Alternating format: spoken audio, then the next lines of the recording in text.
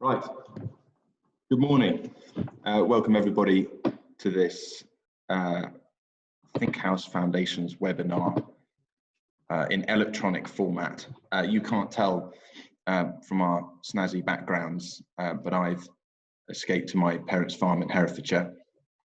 6 weeks on, still getting abuse, having soft city hands. And I'm joined by suburbanite Tom Cox, who's in his dining room in St Albans, I believe. Morning, Tom. Morning, Alex. Yes, I am safely ensconced in my dining room in St Albans. I wish I could say the same for my hands, actually. The lockdown has meant I've spent more time in my garden by early May than I ever have done previously. So that and the constant anti-backing has caused them to have a very rugged feel at the moment, which your father might approve of, I don't know. But good morning to you, good morning to everyone who has joined us. This is obviously not the way in which we typically have done our ThinkHouse Foundations events, but thank you very much for joining us. We're delighted to be able to put something on for you and very much hope that normal service may be resumed in the autumn. Indeed. In the meantime, we're aiming to do this session in a Q&A format, technology allowing. In terms of questions, I've got some pre-prepared questions here, which should get us through some of the main topics we're wanting to cover. But there's a Q&A function which you can use in Zoom. So please do fire in your own questions, and I'll try and pick some of those up in real time if I can. We'll do a question session with Tom at the end of his bit, and then ditto mine after. Time permitting, we'll deal with as many of your questions as we can, of course. You'll also see there's a chat function which is closed now, but in an attempt to recreate something of the sort of coffee and biscuit session that we would normally have after one of these, we're going to open up the chat function at the end. So that's a chance for you to ask any further questions of either of us, but also to chat to one another and discuss this or anything else you feel like discussing amongst yourselves. So just before we kick off, just for anyone that's new to ThinkHouse Foundations, just to explain the concept, this is something we do once every 6 months. It's aimed at in-house counsel of 0 to 5 years PQE, and we just try and run training sessions on anything of current interest, and we usually have something on soft skills, but we look to you for ideas of what we run these sessions on. So please do get in touch either of the ways I mentioned before, or send us an email afterwards and let us know what you want us to cover. And as Tom says, hopefully at some point in the near future, we'll be back doing these in Birmingham and London every 6 months. Right, Tom, that's the admin. I think I've covered everything. Does any of that come as a surprise? None of that so far is a surprise, Alex, I'm pleased to say. And if we could keep surprises to a minimum for the next half an hour or so, I'd be greatly appreciative. Well, that's in the hands of the audience, I think, more than mine, but let's fire away. So let's start right at the beginning and the basics. A slow one for you to start. What are frustration and force majeure, and why are they such hot potatoes at the moment? Well, the reason they're such hot potatoes at the moment is because they are what parties may currently be looking to rely on in the present circumstances to excuse non-performance of their contractual obligations, where there's been some sort of supervening event, in this case, perhaps Brexit, perhaps COVID-19, which they say is making their performance impossible. And so for all parties, I think, to contracts in these circumstances, these subjects are of relevance. It may be that a party is seeking to say that a contract has been frustrated or that a force majeure event has occurred to excuse their non-performance, or it may be that a party on the other side is wanting to insist on contractual obligations. Either way, they are hot topics at the moment. I'll deal with each in turn, but starting with frustration. So whereas force majeure is a contractual remedy, frustration is the overarching legal doctrine. So the overarching law dating back to the 19th century, whereby the courts have found that where after a contract's been entered into, something happens, there's some sort of supervening event which is outside of the control of the parties, which makes performance of that contract either impossible or alternatively radically different. In those circumstances, the courts have found that a contract may be frustrated pursuant to the doctrine of frustration. And in those circumstances, if a contract is frustrated, the contract terminates immediately. And crucially, the parties are discharged from further performance of their obligations under that contract, be that payment, be that performing, whatever it is. If a contract's frustrated, then the contract is discharged. Right. So now let's carry on with frustration then. The old chestnut that gets wheeled out every time for frustration cases is the one for the coronation of King Edward VII and Alexandra in 1902. And there was some sort of avid monarchist who booked some rooms from which to watch the procession go clattering through town. And at the last minute, it was cancelled, postponed in fact, but the procession didn't go ahead. So he no longer wanted his rooms, and he tried to wheedle out of paying the additional £50 for them and was sued by the owner of the rooms. And the courts found that actually he was not liable to pay the further £50 because the contract had been frustrated. So that's one we all hear about, but have you got anything else by way of examples that might help us understand it a bit better? Yeah, so in very, very short, so that Crell and Henry case is an example of where an event is cancelled or as you say, more technically postponed in that case. There are other sort of categories which I can sort of give you in brief. One is where the subject matter of the contract or something that's very central to the contract has been destroyed. So a good example of that is there's a 19th century case of Appleby and Myers whereby party A owned the building, party B contracted to erect some machinery on the building. After the contract had been entered into, there was a fire, which was an accident. It wasn't the fault of either party, but the consequence was the building burned down with the machinery on it. Now, in those circumstances, the court found that yes, the contract had been frustrated because without the building, it was impossible to erect the machinery on it, and therefore, this was a case where the thing that was central to the contract had been destroyed, and therefore the contract was frustrated. Another category is that of requisition, where sort of, for example, goods that are central to a contract are requisitioned. These are sort of cases that normally happen in sort of wartime. A good example of that is the First World War case of Shipton Anderson and Harrison Brothers, which related to the sale of some wheat after the contract had been entered into, but prior to delivery, the government requisitioned the wheat in question. And again, in those circumstances, the court found that it was impossible for the seller to perform and accepted that that contract had been frustrated. And then the final category, which I would just touch on, is where it subsequently becomes illegal for the contract to be performed. Again, this happens often in wartime, and the case which I'll allude to here is a Second World War case of Denny Moss and Dixon and James B. Fraser. This was a contract related to the sale of timber.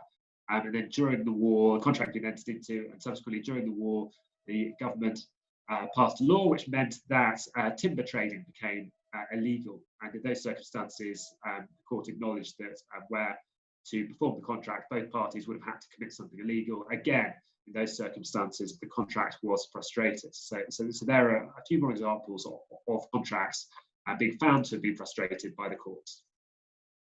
So you've wheeled out quite a few examples there, but from that we could easily get the impression that frustration happens all the time, but we know it doesn't. Listening to your examples, it does become clear that they're all somewhat sepia toned, if not in fact fully black and white. Is this something that frustration used to happen a lot more back in the day, and the bar has subsequently moved upwards? Yeah, absolutely. I think the bar has moved considerably since those cases, and there are two reasons for that shift. The first is the approach of the courts. So over the years that have followed, the courts have become increasingly reluctant to find that contracts have been frustrated. One of the reasons for that is it's just increasingly a basic tenet of contract law that parties are free to contract however they want. And in those circumstances, the courts prefer to make a contract work than accept that it has effectively been defeated and the contract has been frustrated. They are very reluctant to allow a party to escape from what it considers to be a bad bargain. And in those circumstances, if not quite bending over backwards, will certainly look very hard at the contract to see if it can still be performed. And quite a good example of that is a case that I would say is not black and white. It's also not fully colour HD. It's sort of actually a case from the late 1950s, so probably truly sepia toned, maybe just edging into colour. And it's the case of Sakiroglu and Toblin. Now this will maybe a particular favourite or particularly memorable for any listeners who are Office fans of the sort of David Brent, Gareth Keenan era, so the UK Office, and fans of the pub quiz, because it relates to the Suez Canal. And in this case, the seller was a Sudanese groundnut seller based in Port Sudan, and they contracted with a buyer based in Hamburg in North Germany, and under the contract they were due to deliver a shipment of Sudanese groundnuts to Hamburg. And the keen geographers amongst you will be aware that the most simple way to get from Port Sudan to Hamburg, and in fact you would have thought pretty much the only way, the typical way certainly, would be to head left out of Port Sudan, up through the Red Sea, through the Suez Canal, through the Mediterranean, around France and Spain, and up to Germany and that way. Unfortunately for the seller, when it came to the time to perform this contract in November, December 1956, the Suez Canal crisis was happening, such that the Suez Canal was actually closed from 2nd of November 1956 to navigation traffic. Bit of a problem for the seller, who could no longer get his ship up the Suez Canal. So not surprisingly, he failed to perform. The buyer sued for damages, and in its defence, the seller obviously turned to the court and sought to appeal to the court to say, well, look, this contract's been frustrated. It was impossible for me to get my groundnuts through the Suez Canal, and therefore, it's unfair for me to be sued for damages here. Unfortunately, the Court of Appeal didn't agree, whilst the Court of Appeal acknowledged that, yes, the Suez Canal had been closed at the relevant time. And the court also found that there was nothing to stop the seller, rather than heading left out of Port Sudan, to head right in the opposite direction, to head all the way down the east coast of Africa, around the Cape of Good Hope, all the way up the west coast of Africa, and onwards along the west side of Europe, and get to Hamburg that way. Now, of course, this is an incredibly onerous requirement, an onerous obligation. You had to travel 3 times as far. It was obviously going to cost an awful lot more. But the court said that, look, there's nothing preventing this from happening, and this is just part of the bargain that's been struck. So in those circumstances, where the goods are not perishable, there was no reason why the seller couldn't do that. And so, the contract still worked, and the buyer was entitled to rely on it. So I think that's quite a good example of the sort of approach that the courts have tended to adopt, and whereby they are very reluctant to find their contracts frustrated. Now, I said there were 2 reasons. The first is the approach of the courts, but the second leads us on to sort of the question of force majeure, because it is the proliferation of force majeure clauses that has also led to sort of fewer and fewer frustration cases succeeding. And that is because, generally speaking, force majeure clauses will act to operate to the exclusion of the doctrine of frustration, because the courts find that if a party has negotiated a force majeure clause, it has struck its bargain, and it is unlikely that there's going to be an event such that we found to found a successful defence in frustration, or the contract's been frustrated, where a force majeure clause is in place. That's not to say it is impossible, but it's unlikely if there's a force majeure clause that a contract's been frustrated. So as more and more force majeure clauses have been put into contracts, it's been less and less likely that contracts have been frustrated. Okay, understood. But I think we need to sort of check your stride a bit there, because you're now talking about force majeure clauses. I think this would be a good time to go back right to basics and describe what is force majeure, what is a force majeure event, and actually importantly, what is a force majeure clause actually likely to say? Well, so a force majeure event is it's the type of supervening event that we've sort of looked at in the context of frustration. I think force majeure, a translation of force majeure is a superior strength, and so that sort of concept pervades here, which is that, you know, this is something that is outside of the control of the parties, which is happening and is affecting a contract. And a force majeure clause is in essence a contractual provision that provides a contractually agreed remedy if one of these things happens. So, you know, classic examples are things like acts of God, things like earthquakes, volcanoes, floods, tsunamis, these sorts of things. What you're doing is you're providing in your contract for what should happen in those circumstances. And I think this takes us to a key distinction between force majeure clauses and frustration, which is that under the doctrine of frustration, if a frustrating event occurs, that's to say a contract is frustrated, the outcome is pretty binary. So as we've discussed, the contract is discharged and terminated, or it's not. That's the basic analysis. You either still have a contract or you don't. Whereas under force majeure provisions, because it's a contractually agreed remedy, the parties are at liberty to decide what they want to happen. So to determine if this thing happens, what should then happen contractually.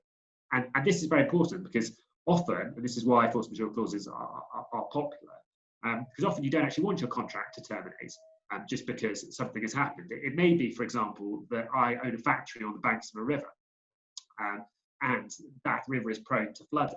But actually, you know, it takes a couple of months for the factory to dry out, for me to get back to business. But there's no reason why I can't continue supply in 2 months' time. But in those circumstances, rather than our contracts concluding, it may well be that we want to build that into the contract. So we say, actually, performance of the contract will just be suspended for 2 months, 3 months, whatever you decide. Alternatively, it might just be that, you know, I'm afforded an extension of time. Whatever it is, force majeure clauses give you that flexibility to decide what will happen. That's not to say it's always plain sailing, because there's always a question about whether the force majeure clause does apply or not. And that is something where ultimately it will depend on how the clause is drafted, and it will depend on the facts of the case. And that will be something that the courts will need to determine. Well, quite.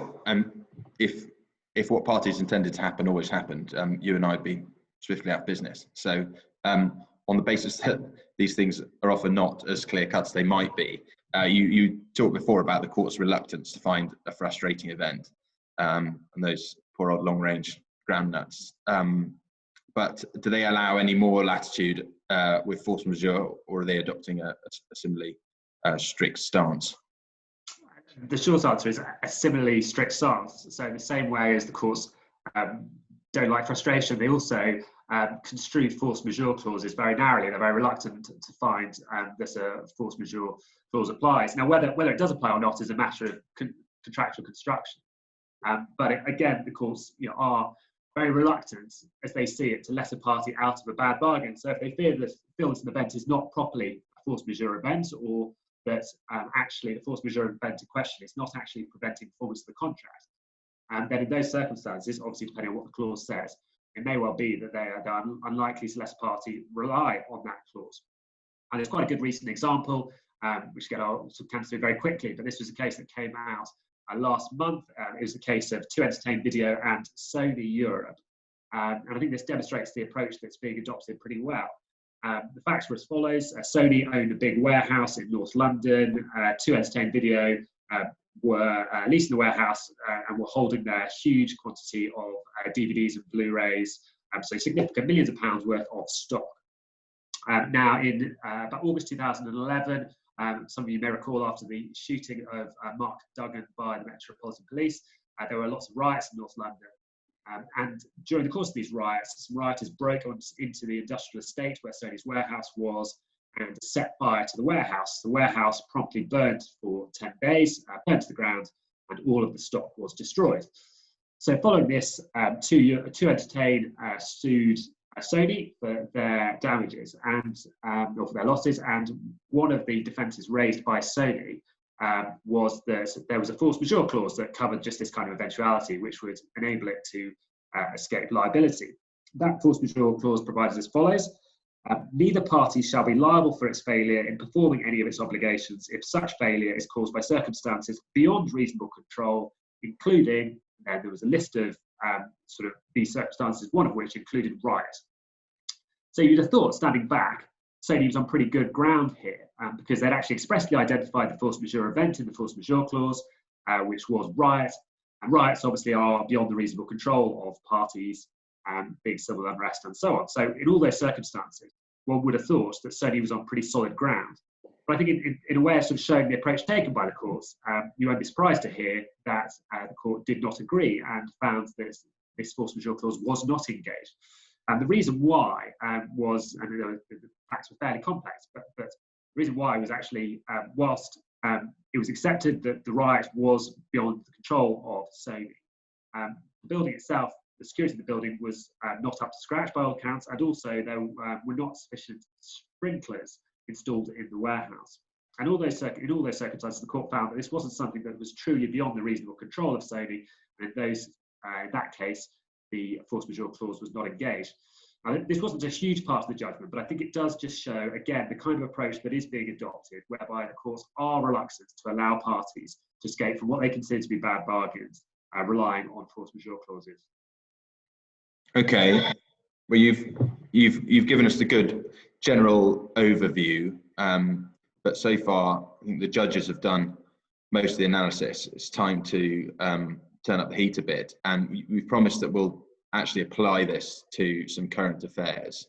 And miraculously, neither of us have mentioned coronavirus in about the last 20 minutes, which is frankly amazing. But we're going to push it a little bit further, and by way of a bit of nostalgia, we're going to talk first about Brexit, which I've almost missed doing. So how do you rate the chances of Brexit being classed as a frustrating event or as a force majeure event in the eyes of the courts? I'm going to ignore the easy joke about Brexit being a frustrating event. Looking at it in the context of force majeure, the good news is that I'm not going to be talking about this for very long, because I think the prospects on both counts are poor. So as regards Brexit constituting an event of force majeure or engaging force majeure clauses, it obviously will depend on what the clause says. But in terms of your typical force majeure clauses, it's hard to see how Brexit will be a force majeure event. It's certainly not an act of God, notwithstanding what the Prime Minister may view of his impact on Brexit, but it's not an act of God, and it's unlikely to fall within that classic example. So I think there will have to be slightly unusual wording for Brexit to fall within it. And on a second point, perhaps as importantly, even if it did fall within the clause, from a causation perspective, it's going to be difficult for parties to establish that Brexit is actually, depending on what the wording says, preventing performance. So if the requirement was to prevent performance, it's difficult to see that Brexit is preventing performance. It might be, for example, that if you're having to ship things overseas, that actually that is taking an awful lot longer because there are delays at the ports and so on. But the question is it actually preventing performance, or is it just making it a bit more onerous? If it's just making performance more expensive, for example, that is not going to constitute, that's not going to be preventing performance, and therefore you will not be able to rely on force majeure. So I think the prospects of force majeure clauses helping parties out who are seeking to rely on Brexit as an event of force majeure is poor. And I think the outlook for frustration, parties relying on Brexit as a frustrating event, is also poor. And the reason I'm confident about that is because of the case that was heard last year, which we dealt with at the previous ThinkHouse Foundations session, which is the Canary Wharf and European Medicines Agency case. Because we dealt with it previously, I'm not going to go into it in a huge amount of detail, but at a very high level, this was a particularly extreme set of facts whereby you had a European entity whose headquarters as of 2010-2011 were situated in London. They took a lease of a significant space in Canary Wharf for their European headquarters, and subsequent to Brexit, whereby we were leaving the EU, they were not unreasonably seeking to argue that they could not possibly have their headquarters outside of the EU, and therefore their contract had been frustrated. So really extreme facts, and all the same, the court found that this was not the contract had not been frustrated, and the court looked very closely at the contract and found that there were some assignment provisions in there, there were some subletting provisions in there, which the court found, even though it couldn't be suggested that in 2011 Brexit was anticipated, the court found that the contract did provide for a way in which the EMA could deal with the property without being based there as its headquarters. So there was effectively contractual provision dealing with this, and in those circumstances, the contract hadn't been frustrated. So the headline really is that even on what was a very, very unusual case at the extreme end of the spectrum, even then the courts didn't find Brexit to have frustrated the contract. So I think parties seeking to rely on that It will obviously depend on the facts of each case, but they'll have an uphill struggle. We're going to need some niche facts. Okay, well, Brexit's a no-hoper then. I think we've staved it off for as long as we possibly can. COVID-19, has that got any better chances of clearing this exceptionally high bar? Well, I think it has. I think it certainly has, actually. I'm taking force majeure first. I think within your classic force majeure clause, I think COVID-19 is likely to fall within that. Taking, for example, the precedent on PLC, the long form precedent, I see that expressly makes reference to pandemic. Well, COVID-19 is a pandemic, so in that regard, it will be a force majeure event. I think actually it probably is also an act of God on a microscopic level. So I think it is likely that COVID-19 will be a force majeure event under a lot of contracts. The key will be whether, again, depending on what the clause says, and whether it has actually prevented performance. And so there's a key causation question here. And there will, I'm sure, parties will be seeking to draw a distinction between COVID-19 making performance more difficult and actually preventing. And you can quite see that, for example, where there are government guidelines in place, is that actually preventing performance? If the guidelines are, or let's say social distancing, you have to be 2 meters apart, and in your factory you require people to be closer than that. Is the government guidelines, is that actually preventing you from operating, or is it just deterring? That is going to be a difficult question. Similarly, I think it's certainly be argued that maybe the availability of employees is being changed by people having to self-isolate, but the counter-argument will of course be that you could put provisions in place such that you obviously source more employees, you have scenarios worked out whereby you can deal with pandemics. And so I think the battleground for force majeure clause is likely to be causation rather than whether or not it's a force majeure event. But I think there certainly are prospects, not without complications, of COVID-19 leading to successful claims of force majeure. And similarly on frustration, I can actually see contracts being frustrated because of COVID-19, which is almost a departure from what's happened over the last 50, 60 years. And the reason I say that is that with the passing of the Coronavirus Act and with the sort of things that are happening or can happen under that Act, whereby goods can be requisitioned, whereby ports can be closed, events cancelled, we are on a sort of war footing, as mentioned by politicians. We're in circumstances which are more akin to the kind of circumstances which led to contracts being frustrated in the First and Second World War. So if I was selling you face masks, let's say, Alex, and I'd entered into that contract last August before anyone had heard of COVID-19, and all of a sudden, I was due to be delivering them now, but they all got requisitioned by the government to give to the NHS, I can quite see that in those circumstances, a contract might be frustrated. So I think on both counts, this is not to say that it's suddenly become easy to argue that a contract's been frustrated or to rely on force majeure clauses. I think the courts will still necessarily test hard whether that is the right finding. But equally, I think the circumstances are such that it is more likely that parties may be able to rely on force majeure clauses and may be able to argue that contracts have been frustrated. Great. It's probably a bit more positive, although of course it cuts both ways, because there'll be people desperately trying to extricate themselves from contractual obligations, but equally in supply chains and things, there'll be people fighting desperately to hold people to their contractual obligations. So bearing that in mind, that could that cuts both ways. What practically do people need to be doing, whichever way they're looking at this? What should they be doing now with existing contracts?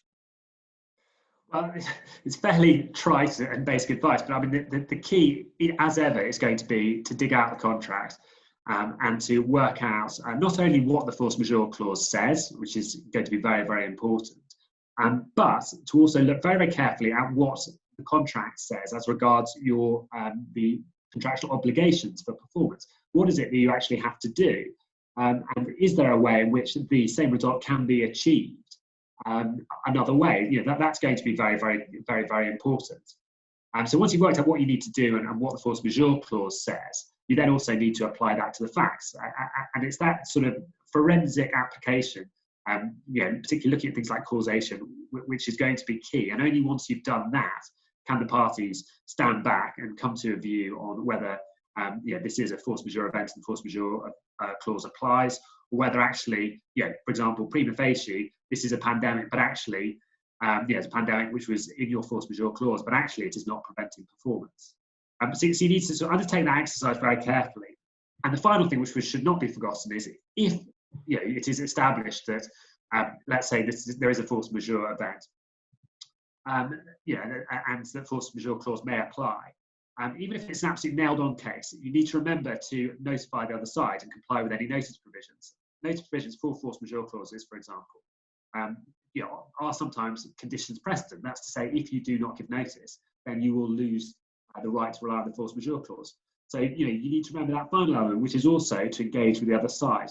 And I should, in that regard, stress how important engaging with the other side is, because in the present time, in particular in supply chains, it may well be that the best solution for everyone is not for a party to be relying on its strict contractual rights, to be relying on what the force majeure clause says. It might not be a very good force majeure clause. That's to say that actually your options under the force majeure clause may actually not be in either party's interest.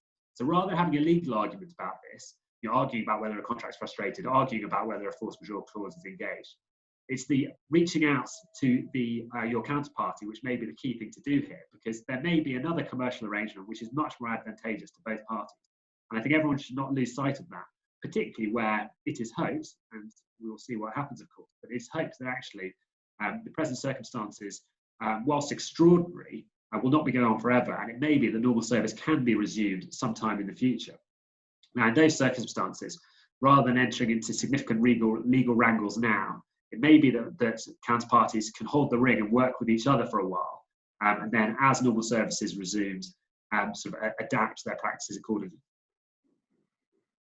We've got a question from the floor, I think, which fits in now, which is about performance of obligations.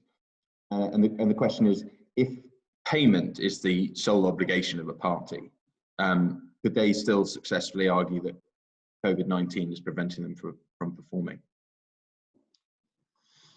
I guess it depends on it. So if you're relying on a force majeure clause, it depends on what the contract says. So if you're saying your sole obligation is payment, and you're saying that COVID-19 is preventing payment, well, it depends on the facts, but that seems to me, standing back, to be quite a difficult argument to run as to why COVID-19 would be preventing payment. I think, unless it was physically preventing payment, your bank had ceased to function or what have you. Yeah, I think unfortunately my answer to that needs to be quite a lawyery answer, and by that I mean unhelpful, because I think it all depends squarely on the facts and on what the clause of contract say. But that's not to say that payment it relates to all obligations. So if there was a particular reason why payment was impossible, then that's not to say that that requirement,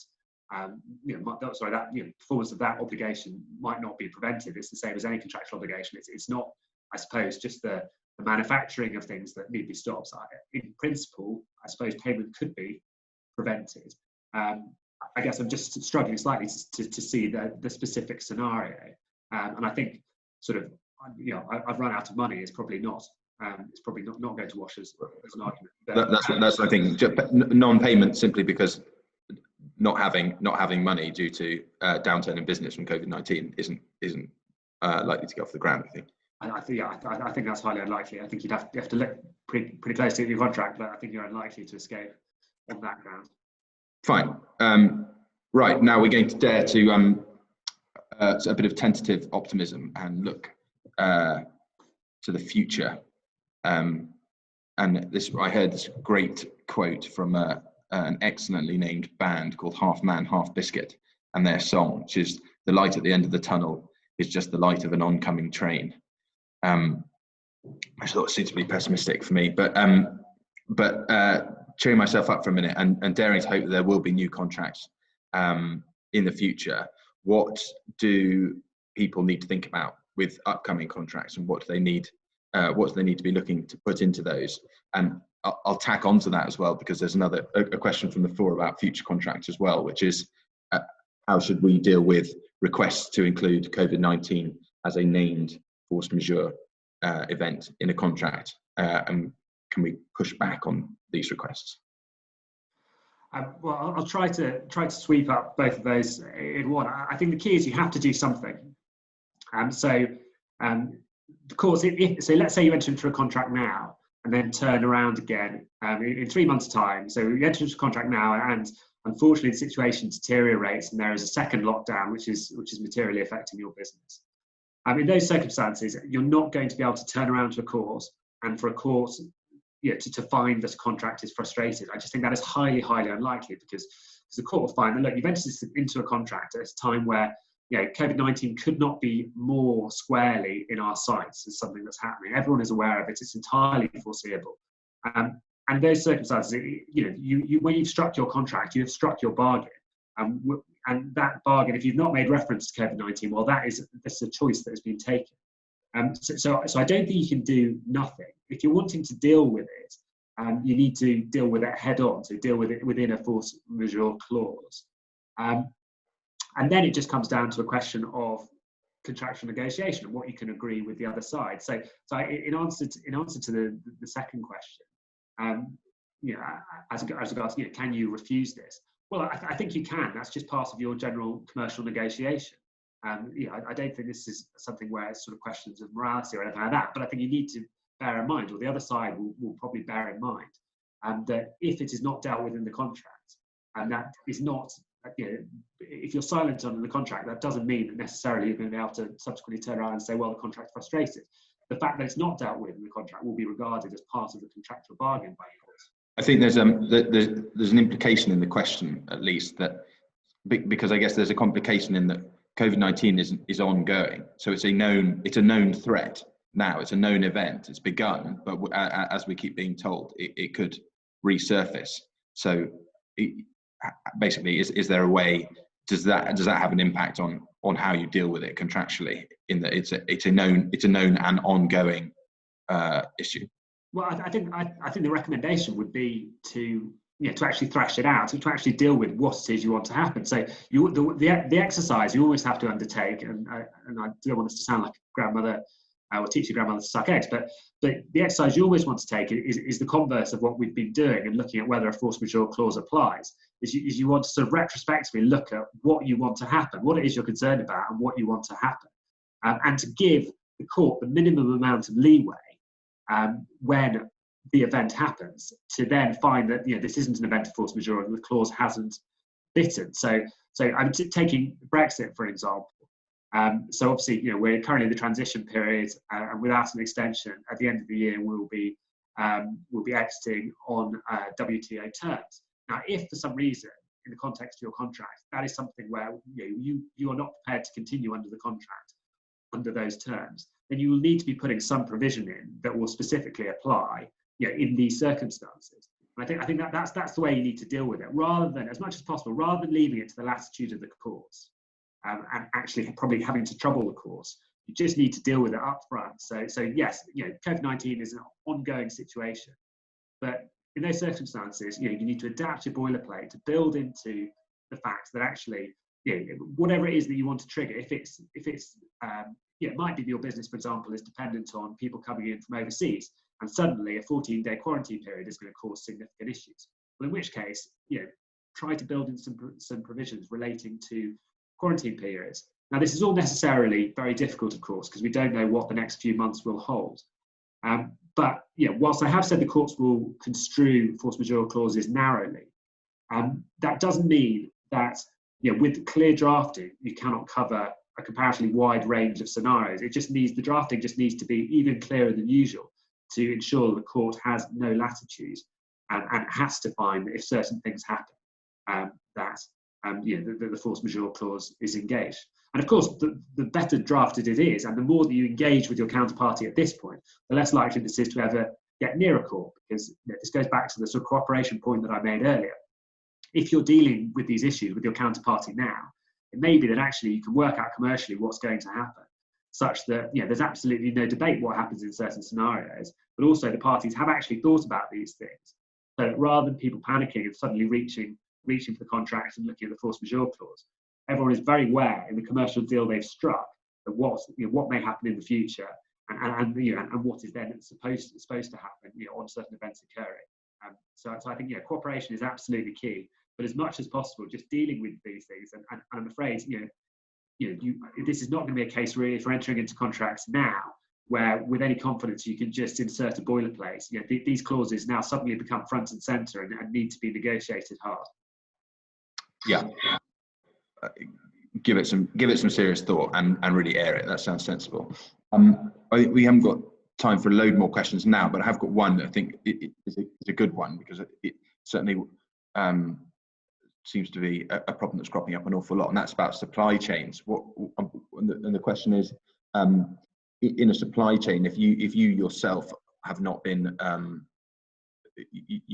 impacted by a frustrating or force majeure event, but somebody else in your supply chain has, does that then sort of essentially create a knock-on effect whereby you can then say that your contract with whoever you're supposed to be supplying has been frustrated, or triggered a force majeure event?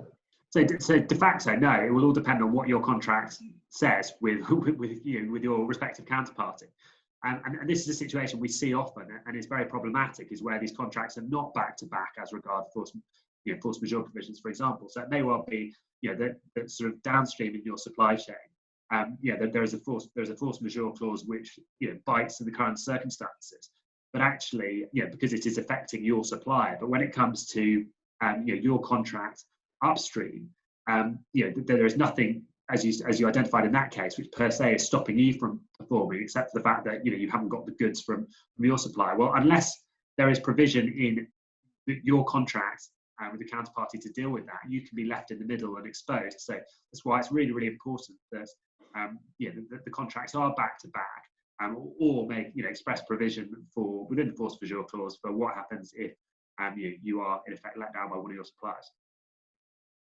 Sensible. Okay, fine. Well, I think time-wise, reluctantly, we ought to probably bat on to turn the tables.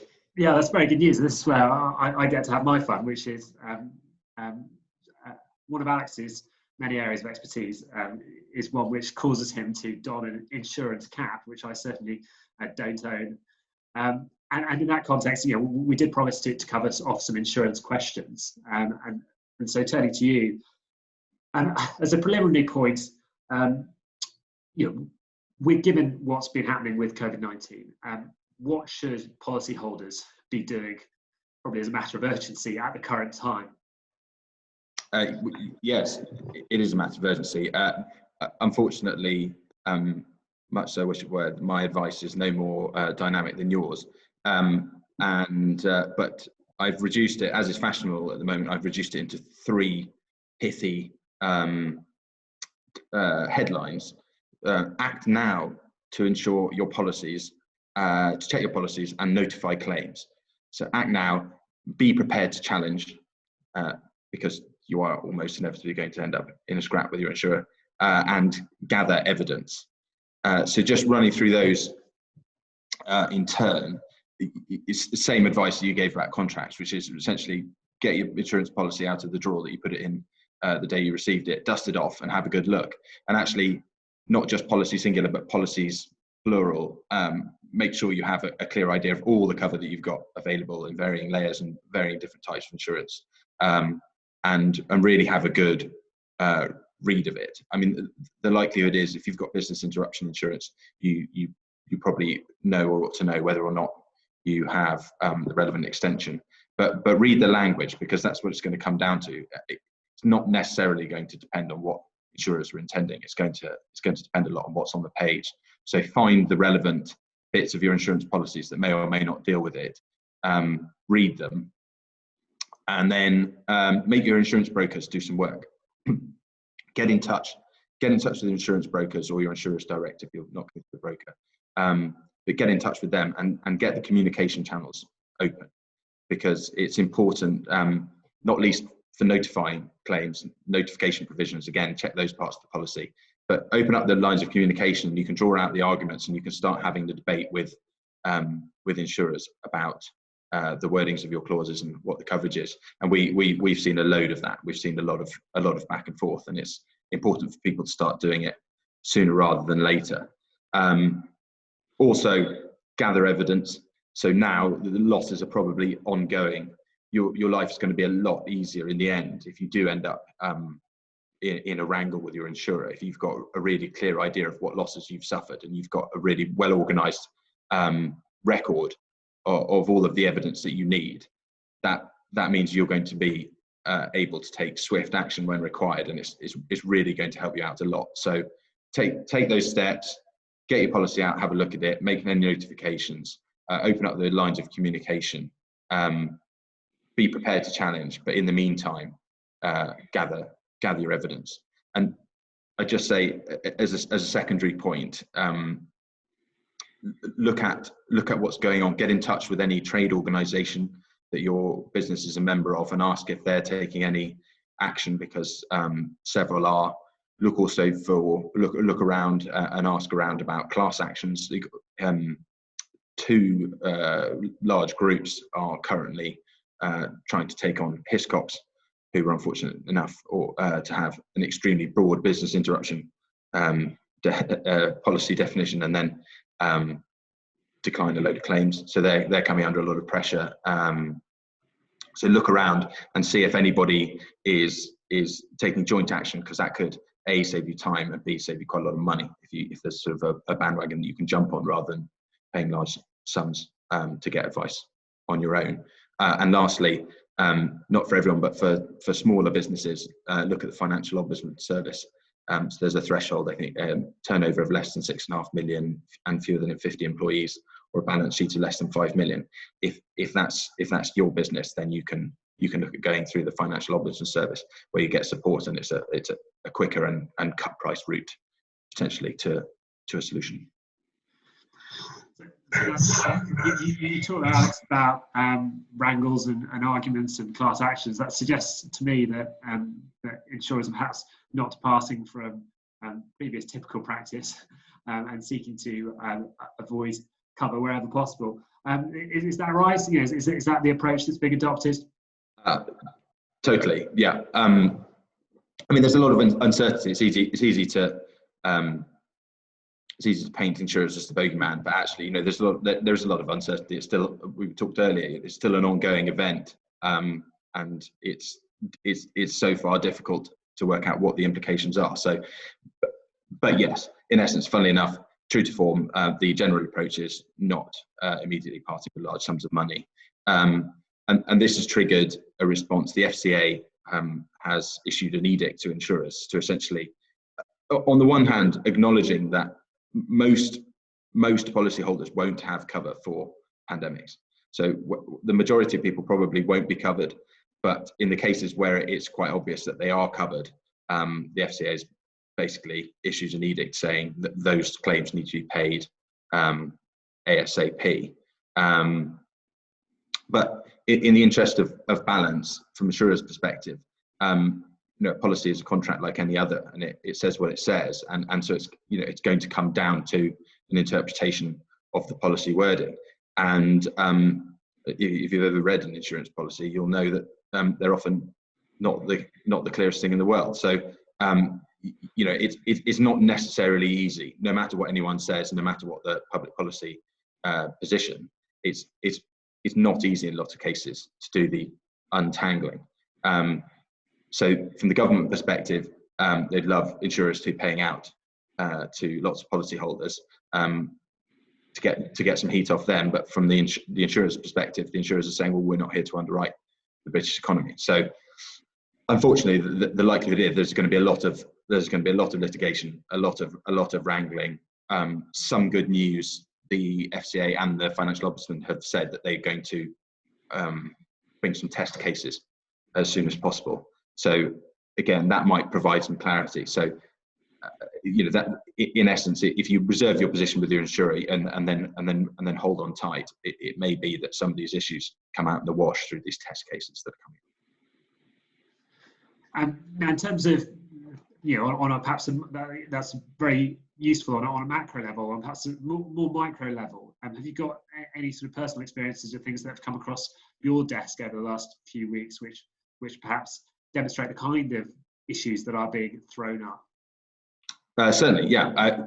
We've seen a variety of, I mean, this is essentially the point, is that policy wordings are vary wildly, both in their substance and in their style. So you get an enormous amount of variation, and all sorts of different combinations. But one which has cropped up more than once is the issue to do with SARS. So SARS, the existing disease, is mentioned in some disease clauses. So one I was looking at where SARS was listed as a disease that was covered, and perhaps unsurprisingly, the insured was wanting to say that, well, if SARS is covered, COVID-19 is in fact SARS coronavirus 2, and SARS was SARS coronavirus 1. So COVID-19 should be included as SARS and should be covered under the policy. The insurer response was, in fact, that SARS, the disease, was so named by the WHO, stemming from the SARS coronavirus 1 virus. The SARS coronavirus 2 virus, the disease caused by that, has been named by the WHO COVID-19, actually to distinguish it from SARS. So it's not covered. But far more tellingly than that is we've had the same thing that we've seen where SARS is excluded in the policy, and an insurer is trying to argue that therefore that COVID-19 is included in the definition of SARS and is therefore excluded. So we're seeing these things cutting every which way, and that's a prime example of the kind of scraps that we're going to have, and they're going to come down to the absolute minutiae of the wording. Another one, a really common one, which is coming up, is clauses in contracts about distance. So saying a disease is covered if there's an outbreak either on your premises or within 25 miles that causes your premises to be closed.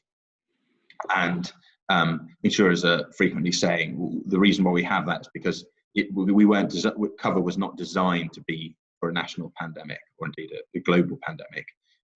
This was for a case of botulism in your factory that caused your factory to be closed.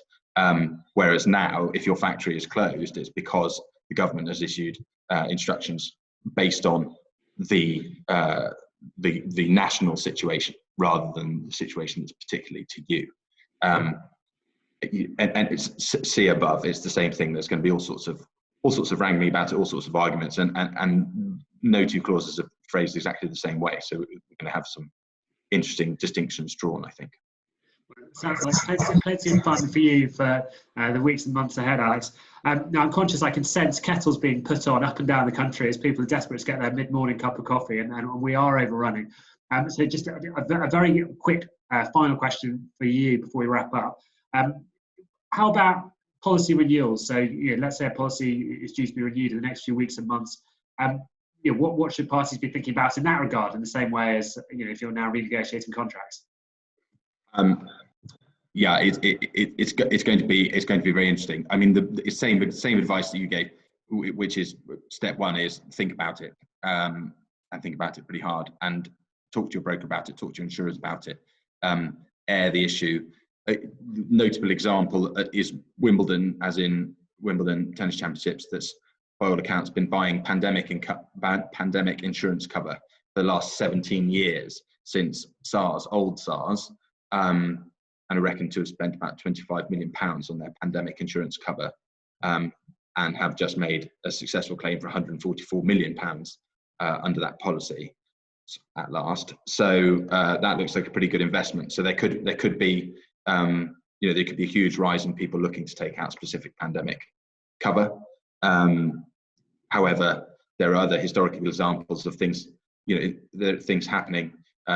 New Madrid earthquake, a very unglamorous part of America, sort of bottom end of Missouri, where there was an earthquake in 1811 and 1812, and has never happened since. People are still paying insurance premiums to cover off the risk of New Madrid earthquake. So it depends on how the sort of world views it, as whether or not we've entered an age where pandemics going to be coming around the corner every 5 minutes, or whether maybe we've learned our lesson and will behave differently. So it remains to be seen, but highly likely. I think my view, the most likely thing is looking at what's happened in the past with terrorism insurance. situations where it's become clear that the insurance industry on its own is unable to deal with the scale of the event, governments often step in and set up reinsurance pools and that sort of thing. And there's already a group that's been pulled together to think about that, which is being advised by Pool Re, which is our terrorism sort of reinsurance backup pool. So I think there'll be some sort of government-backed response to try and deal with it. But as yet, it's just a waiting game, and talk to your brokers, talk to your insurers, and think about it. Well, watch this space. We are, I'm conscious, squarely at the end of our time. So thank you very much, Alex. Thank you everyone who has tuned in. I'm conscious we have not answered all questions. There's one question in particular relating to a deposit on a theatre booking, which I will look to deal with offline. If you do have any further questions, please do feel free to contact either Alex or I direct. Our details will be on the slide that follows. Otherwise, please do chat with each other on the chat function, which we left open. Alex and I will also look at. But in the meantime, thank you very much for joining us this morning, and we look forward to hopefully seeing you again in person in the autumn. But it is bye for now.